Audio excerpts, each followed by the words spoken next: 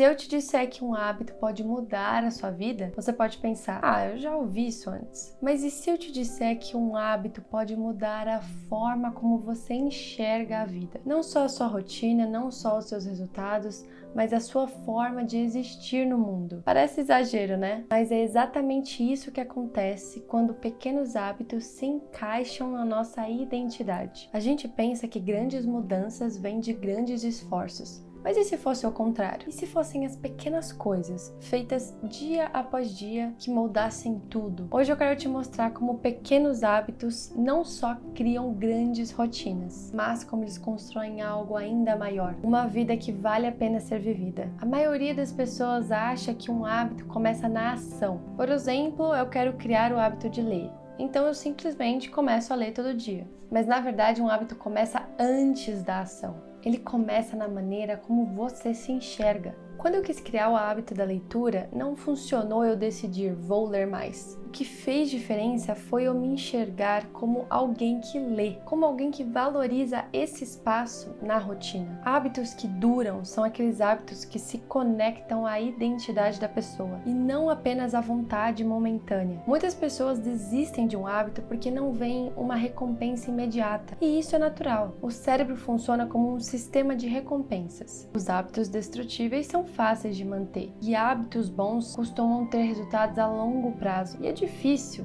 você manter algo que parece tão distante, né? Então, como contornar isso? Criando recompensas invisíveis. Por exemplo, em vez de esperar um resultado externo, como perder peso com exercícios, valorize a satisfação do domínio e da constância. O verdadeiro progresso acontece quando você aprende a gostar do processo e não só do resultado. E como você pode reforçar isso no seu dia a dia? Manter um registro, fazer pequenas celebrações simbólicas ou conectar o hábito a um momento que já seja prazeroso para você. Por exemplo, eu tenho um diário, toda noite eu repasso meu dia, as minhas vitórias, as minhas dificuldades, os meus aprendizados, e também tenho um rastreador de hábitos. Ambos são registros do meu progresso pessoal, um espelho de um dia frouxo ou intencional. Eu avalio onde eu errei, o que está me atrapalhando, e então eu crio um plano de mudança. Esse é um exemplo meu. Tem algo curioso sobre o tempo. Quando um hábito não tem um prazo,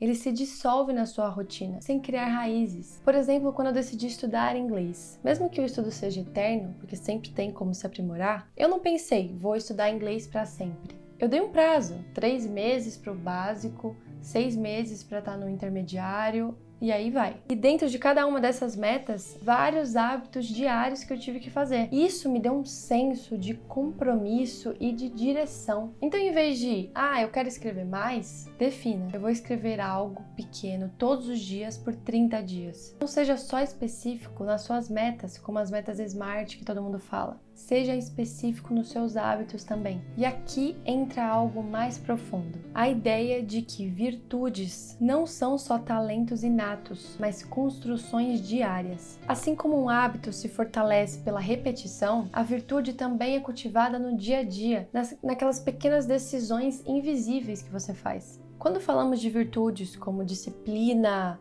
paciência ou força de vontade, parece algo meio abstrato, né? Mas e se eu te disser que você já está cultivando alguma virtude agora? Só pelo jeito como você organiza o seu dia. Pega essa frase. Cada pequeno hábito é uma ação que reforça um traço do nosso caráter, seja para o bem ou para o mal. Assim como os músculos são fortalecidos pelo uso, as virtudes e os vícios se desenvolvem pelo exercício diário. Agora vamos nos aprofundar em algumas virtudes e como esses hábitos podem estar moldando elas. A disciplina. A disciplina é vista como uma força inabalável, né? Mas na realidade ela se constrói a partir de uma capacidade de continuar, mesmo quando não há aquela motivação. A repetição do hábito cria um vínculo entre você e a ação, até que se torne parte da sua identidade. Por exemplo, um hábito simples como anotar diariamente seus estudos, ou revisar as suas anotações, mesmo que seja por 5 minutos. Fortalece demais a sua disciplina,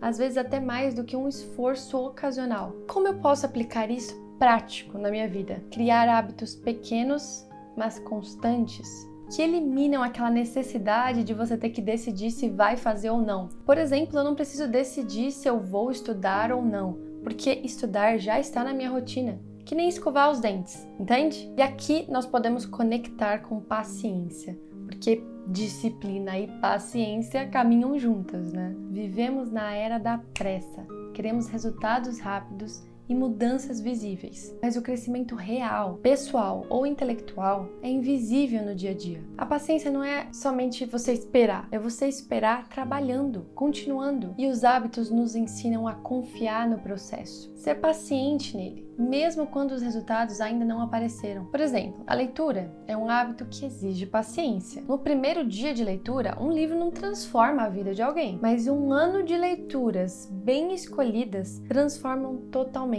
a forma que nós pensamos, não é? Para aplicar melhor essa virtude, crie hábitos que não prometem resultados imediatos, mas que você confia que com o tempo terá um impacto na sua vida. Por exemplo, eu não estudo o livro da Educação da Vontade porque eu quero um insight instantâneo, mas porque eu sei que ao longo dos meses esse conhecimento vai se consolidar. E assim podemos conectar com essa força de vontade, que é essencial para sustentar essa paciência e essa disciplina. Muitas vezes associamos a vontade como um momento heróico, resistir a uma grande tentação, superar um desafio imenso, mas na verdade ela é construída nos pequenos momentos em que decidimos escolher o que é certo ao invés do que é fácil. Por exemplo, você escolher ler um livro ao invés de ficar rolando o feed por 1 hora antes de dormir. Pode não parecer uma grande coisa no dia, mas ao longo do tempo, esse tipo de decisão cria um descompasso entre quem faz isso e quem não faz isso, não é? Como aplicar isso no seu dia a dia? Criar hábitos que envolvem pequenas doses de resistência, coisas que exigem um esforço moderado, mas sustentável. Por exemplo, se eu quero fortalecer a minha vontade, não vou começar acordando 5 horas da manhã se eu nunca fiz isso, mas eu posso começar evitando a pegar o celular naquela primeira hora do dia. Todas essas pequenas, grandes mudanças na sua vida só podem ser feitas por você. Ninguém vai pegar na sua mão e abrir o caminho para onde você quer chegar. Ninguém sabe mais do seu dia, das suas dificuldades do que você. Pega um dia, senta lá sozinho, faz esse exercício de autoconhecimento, vê como está a sua rotina, onde você pode aplicar essas mudanças. Olha, eu coloquei 3 virtudes aplicadas no dia a dia que eu vou fazendo. Eu tive esse momento de sentar e pensar sobre isso. Busque mais estudar também. E então, coloque um plano de ação, tá bom? E então, coloque em prática. Agora conectamos tudo isso a uma ideia central. Esses hábitos nos tornam alguém diferente. Se um hábito pode criar uma virtude, então cada ação nossa está moldando a pessoa que vamos ser no futuro. E se tudo isso começa pelo que nós consumimos, pelas ideias que nós absorvemos, então escolher bons livros é um dos maiores hábitos que nós podemos cultivar. Foi pensando nisso que eu separei 3 livros que vão transformar a forma como você enxerga o aprendizado, o desenvolvimento pessoal e até a construção das virtudes que nós falamos aqui. Eu vou deixar o vídeo para vocês assistirem aqui no card, é só clicar, dar uma conferida nesses 3 livros para esse ano ainda. E eu espero que esses pequenos átomos que são os seus hábitos deem origem a uma nova e renovada vida. Um grande abraço!